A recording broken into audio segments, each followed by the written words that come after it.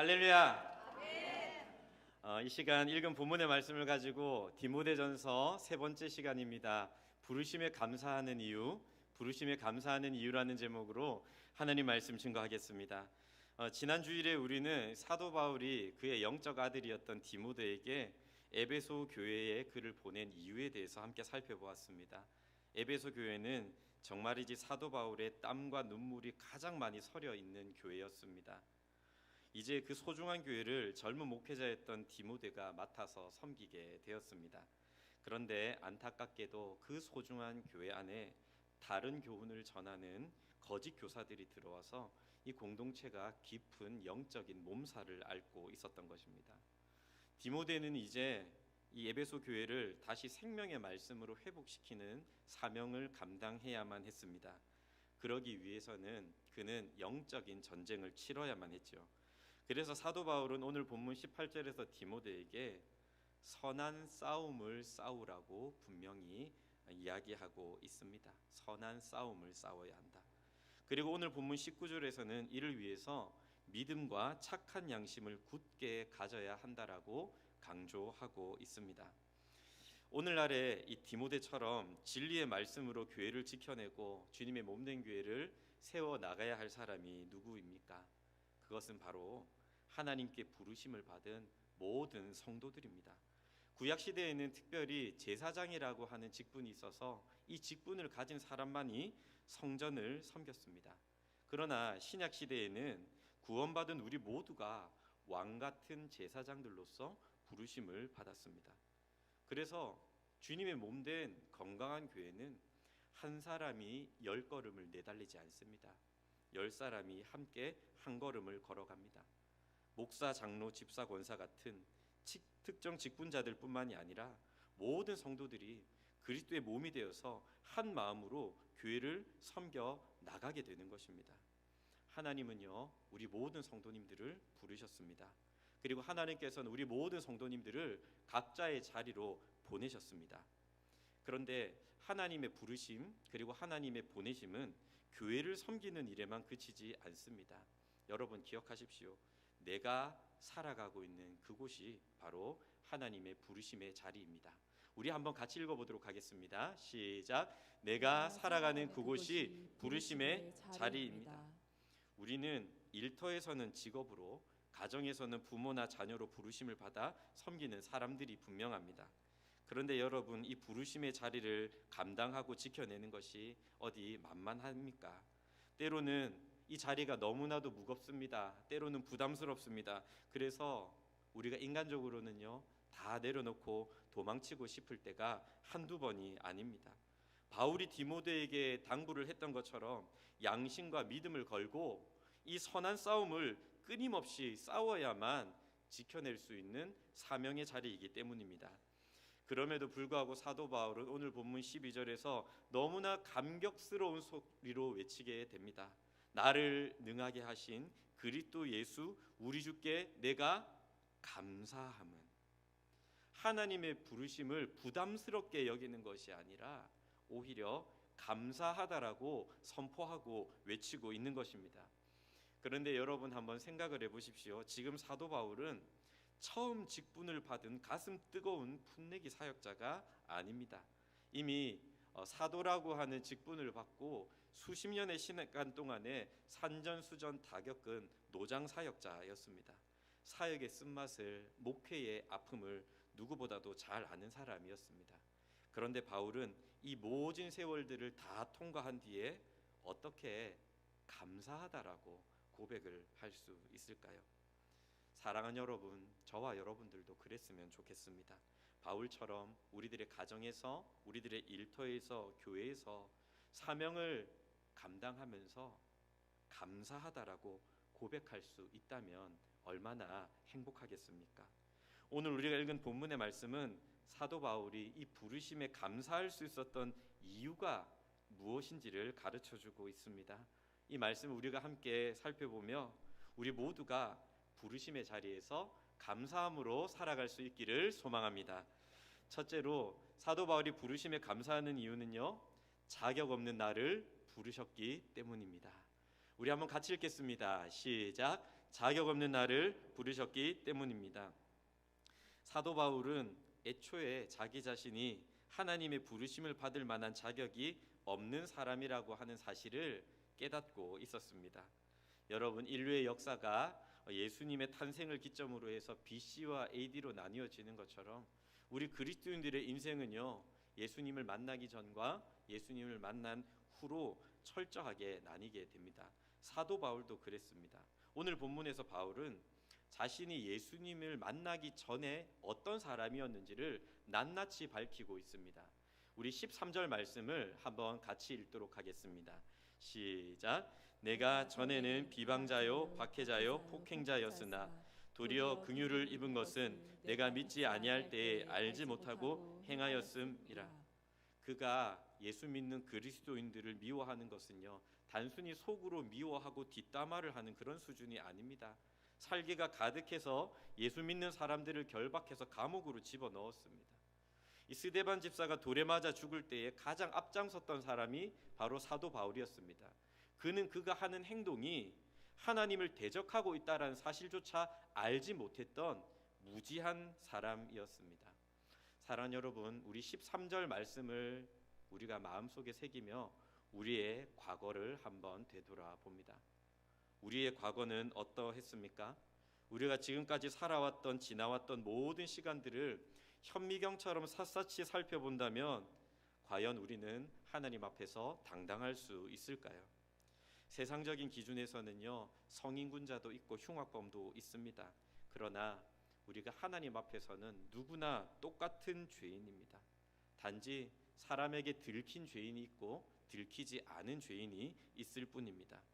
사도 바울은 자기 객관화가 철저했던 사람이었습니다. 이 디모데전서를 쓰는 순간은 이미 훌륭한 사도가 되어 있었지만 그는 하루도 자기 자신의 민낯을 잊지는 않았습니다. 그래서 오늘 본문 15절에서 너무나도 유명한 고백을 하게 됩니다. 미쁘다 모든 사람이 받을 만한 이 말이여, 그리스도 예수께서 죄인을 구원하시려고 세상에 임하셨다 하였도다. 죄인 중에 내가 괴순이라. 죄인 중에 내가 괴순이라. 여러분, 이 고백이 쉬운 것 같아 보여도 그렇지 않습니다. 사람은 자신의 약점을 들추어내면 굉장히 고통스러워합니다. 부끄러운 과거를 밝히는 것도 굉장히 싫어합니다. 항상 다른 사람들과 비교하면서 상대적으로 내가 조금 더 나은 사람이라 생각하며 살아가는 것을 더 좋아하기 때문입니다. 여러분, 저도 그랬습니다. 저도 고등학생 시절에 교회를 다니기 시작하였는데 이 교회를 다니면서 설교를 듣는데 제 마음에 불편한 메시지가 하나 있었습니다. 저를 보고 죄인이라고 이야기를 하는 것이었습니다. 사실 저를 보고 죄인이라고 하는 것이 저는 도무지 마음에 와닿지를 않았습니다. 저의 학창 시절은요, 다른 친구들처럼 폭력을 쓴 적도 없습니다. 오토바이를 지금까지 단 한 번도 타본 적이 없습니다. 술, 담배 전혀 하지 않았습니다. 학교에서는 모범생이었고 가정에서는 착한 아들이었습니다.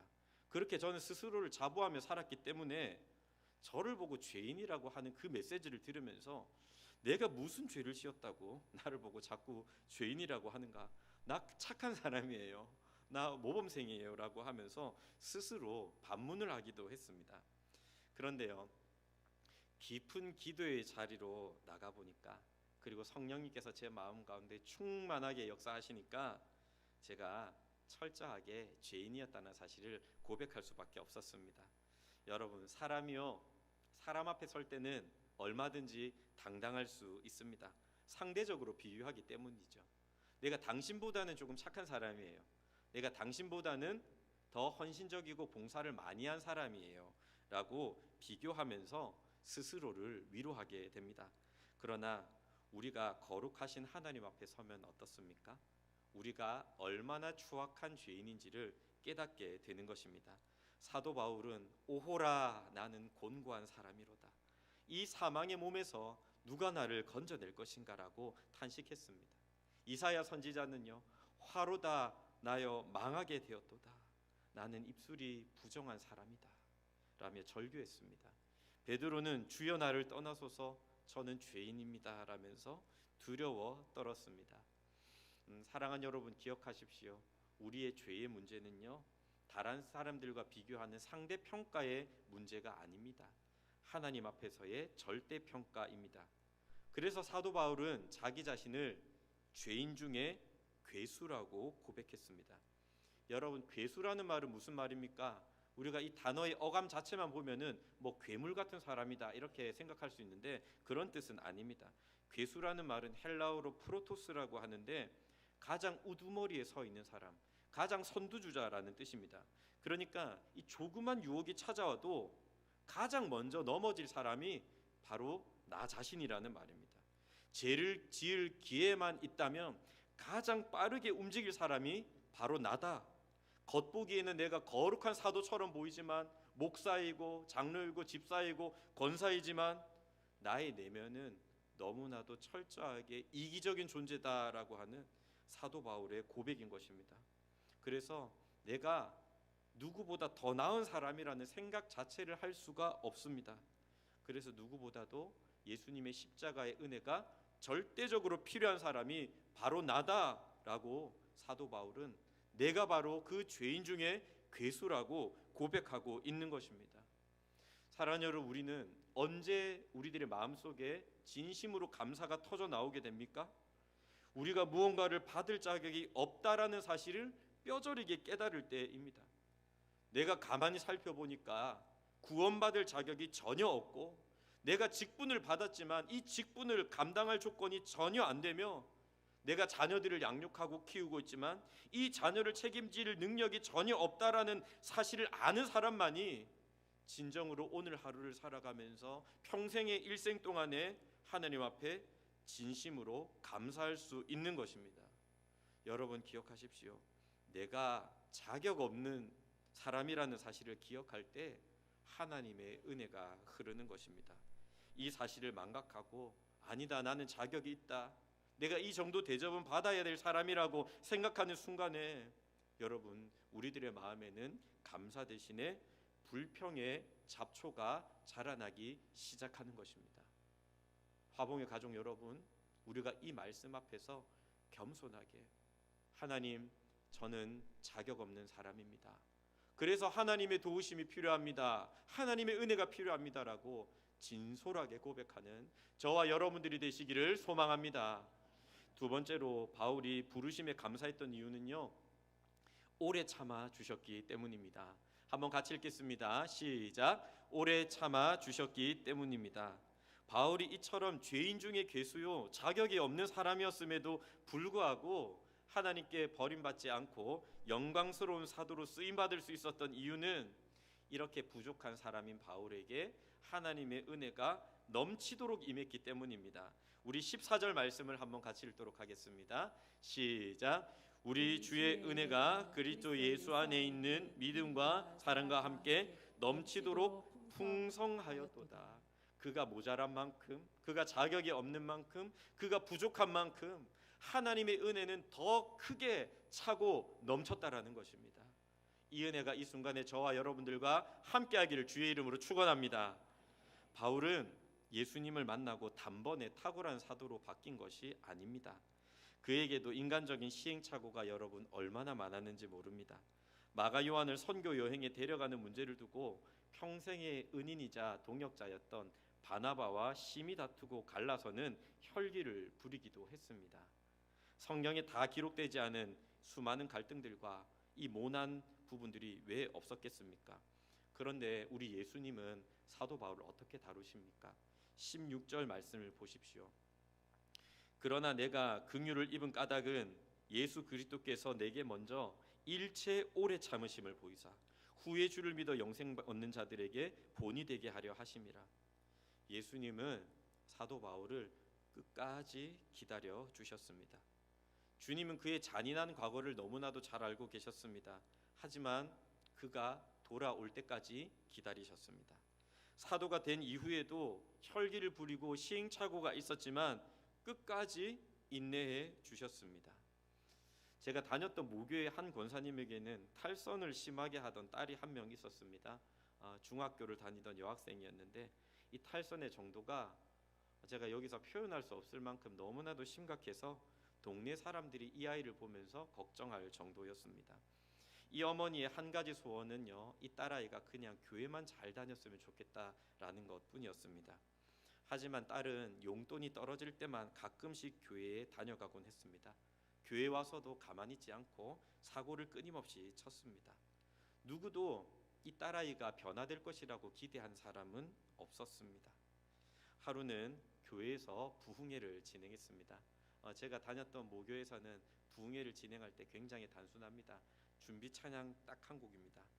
은혜가 풍성한 하나님은, 1시간 동안 이 찬양만 합니다. 그리고 1시간 동안 목사님이 말씀을 전하시고요. 또 1시간은요 기도회를 하는데 전부여 의지 없어서 이 찬양만 1시간 내내 부르면서 기도회를 끊임없이 합니다. 여러분, 중학생 탈선하던 여학생이 이 부흥회에 참여해서 과연 은혜를 받고 변화될 수 있었을까요? 하지만 이 권사님은 간절하게 소원하고 기도했고 이 딸아이에게 간곡하게 부탁했습니다. 한 번만 참석해 달라고요. 그러자 마지막 날에 이 아이가 이 부흥회에 참여를 하였습니다. 놀라운 일이 일어났습니다. 어찌 보면 인간적으로는요, 이 중학생들이 은혜 받을 만한 어떤 요소도 없었지만 성령님께서 역사하셔서 이 딸아이가 회심하게 되었습니다. 그리고 이 아이는 놀랍게 변화되기 시작합니다. 그리고 주의 길을 걷기로 다짐하고 지금은 사모가 되었습니다. 여러분, 이 아이의 어머니가 안 될 것 같지만 한 번 더 참아보고 끝인 것 같지만 한 번 더 인내한 것이 마치 누가복음 15장에 등장하는 우리 탕부 하나님의 마음 아니겠습니까? 탕자가 배은망덕하게 아버지의 마음에 대못을 받고서 떠나갔지만 아버지는 단 하루도 이 아들을 포기한 적이 없습니다. 아버지가 기다려주지 않으면 탕자는 돌아갈 곳이 없기 때문입니다. 여러분, 우리도 마찬가지입니다. 때로는 우리가 하나님을 배신합니다. 세상 유혹에 넘어갑니다. 자기 소견에 오른 대로 살아갑니다. 같은 죄를 반복하며 실망스러운 모습을 그분 앞에서 끊임없이 보이지만 주님께서는 우리를 단칼에 잘라내지 않으셨습니다. 여러분, 우리 자신을 생각해 보십시오. 우리는 신자라고 살아가지만 신자답지 못하고 또 아이를 양육하며 살아가고 있지만 부모답지 못하며 직분을 받았지만 직분자답지 못하게 살아왔습니다. 그럼에도 불구하고 우리 예수님은 우리라고 하는 한 사람을 오래 참고 기다려 주십니다. 여러분, 그 은혜가, 그 긍휼이 얼마나 크고 넓은지 사도 바울은 이 은혜가 넘치도록 풍성하였다라고 찬양하고 있는 것입니다. 하나님은 지금도 우리를 향해서 오래 참고 계십니다. 우리를 즉시 판단하거나 즉시 심판하시는 것이 아니라 오늘 이 순간에도 우리들에게 변화의 시간을 허락하십니다. 그래서 주님은 결국 이 부족하고 연약하고 자격 없는 우리들을 믿는 자들의 본이 되게 하시는 것입니다.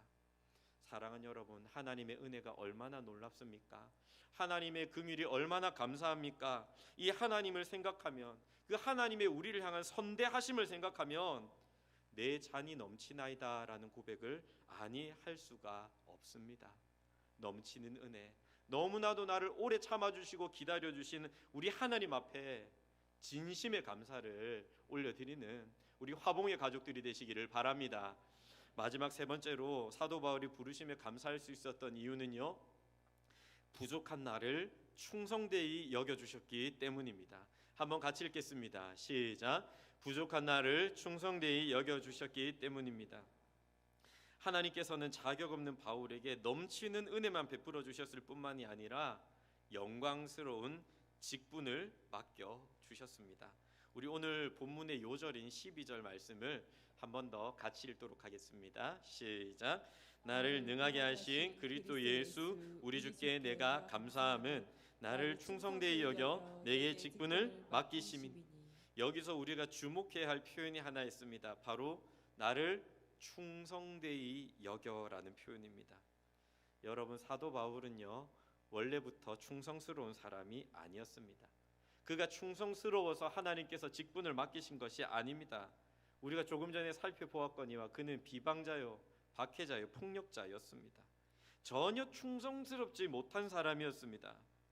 그런데 하나님께서는 그의 모든 과거를, 그의 모든 죄와 허물을 십자가로 모조리 덮으시더니 이제는 그에게 충성스러운 사람이라고 여겨주고 계십니다. 여러분, 세상은요 언제나 냉정합니다.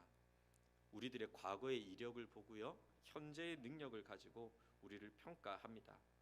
우리가 누군가에게 실적을 증명해야만 우리들에게 기회를 줍니다.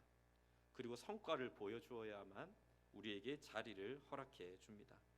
그러나 예수님은 정반대로 일하십니다. 우리에게 능력이 있어서 자리를 허락하시는 것이 아니라 자리를 허락하시고 이 자리에 걸맞은 사람으로 은혜 베푸시고 오래 참아주시고 역사하여 주셔서 우리를 빚어 나가시는 것입니다. 이채라는 시인의 마음이 아름다우니 세상이 아름다워라는 시가 있습니다. 이런 내용이 있습니다. 밉게 보면 잡초 아닌 풀이 없고 곱게 보면 꽃 아닌 사람이 없으되 내가 잡초 되기 싫으니 그대를 꽃으로 볼리이로다. 사랑하는 여러분, 누군가가 자신을 진심으로 믿어주고 나를 가치 있는 존재로 여겨줄 때 사람은요 상상할 수 없는 능력을 발휘하게 됩니다.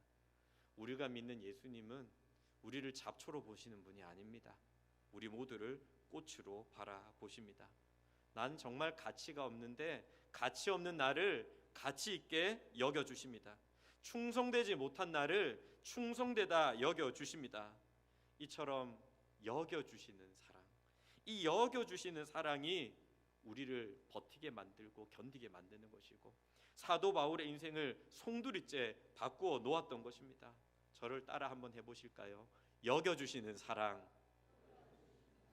우리가 받은 사랑이 바로 이 여겨주시는 사랑입니다.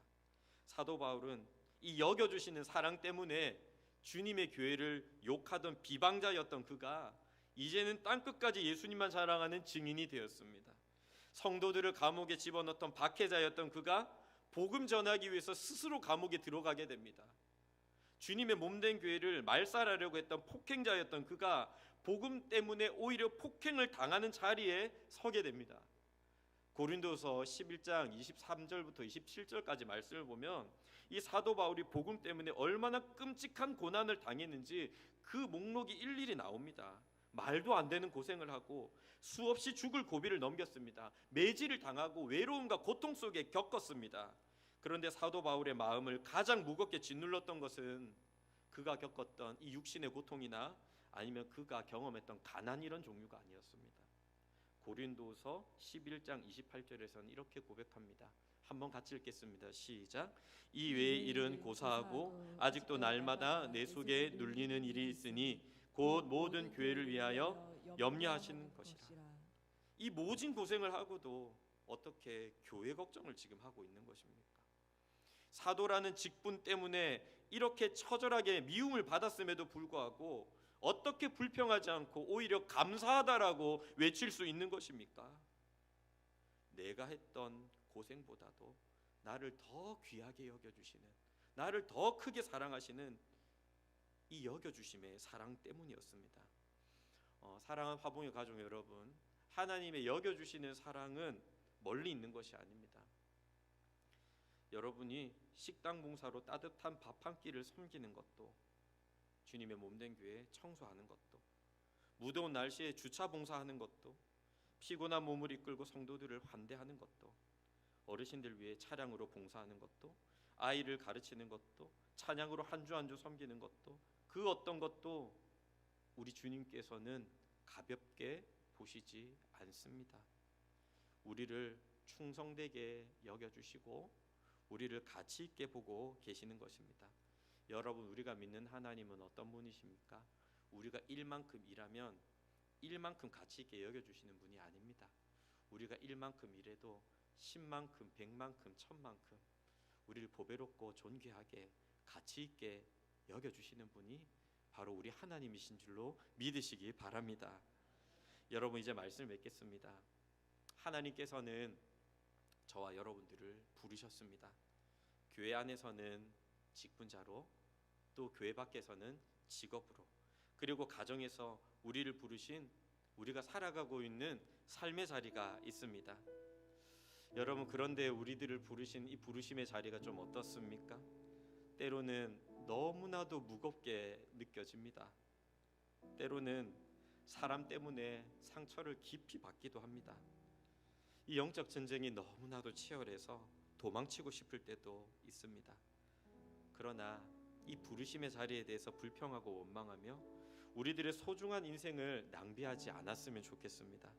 대신에 이 자격 없는 나를, 나의 모든 과거를 덮어주신 주님의 사랑을 기억합시다. 날마다 넘어지고 실수하는 나를 오래 참아주시는 그 은혜를 기억합시다. 그리고 전혀 충성되지 않은 나를 보고 충성되다고 여겨주시면서 소중한 자리를 맡겨주신 주님의 신뢰 앞에 우리가 감사합시다. 저는 이번 한 주간 저와 여러분들이 조금 이렇게 고백하며 살았으면 좋겠습니다. 하나님, 제가 누군가의 남편이어서 감사합니다. 누군가의 아내여서 감사합니다. 누군가의 부모여서 감사하고요, 누군가의 아들, 딸이라서 감사합니다. 하나님, 저에게 일할 수 있는 이 직장을 허락해 주셔서 감사합니다. 일자리를 준비하여 새 일을 준비하고 있는 이 시간 속에 있음에도 감사합니다. 하나님, 화봉교회 교인임에 감사합니다. 나에게 직분을 맡겨주심에 감사합니다. 내가 살아갈 수 있음에 감사합니다라고 고백하며 우리들에게 주어진 이 부르심의 자리인 가정과 교회와 일터 속에서 하나님 앞에 진심으로 감사로 살아갈 수 있는 저와 여러분들이 되시기를 주의 이름으로 축원합니다.